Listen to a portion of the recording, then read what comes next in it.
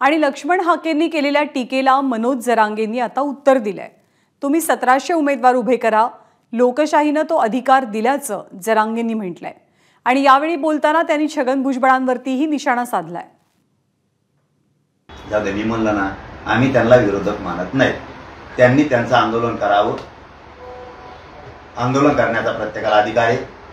मी आतापर्यंत राज्यात 10 महिन्यात एकाही धनगर बांधवांना नेत्याला बोललेलो नाही।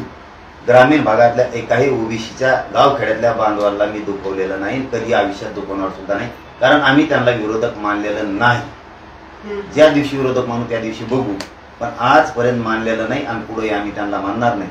कारण ही काळी लावून देणारा तिकडे बसला, ते तिकडे बसतं, मग आपला राडी मुली टाकून आणि इकडे देतं आमच्यात काड्या लावून मोकळं होते। एबीपी माझा, उघडा डोळे बघा नीट।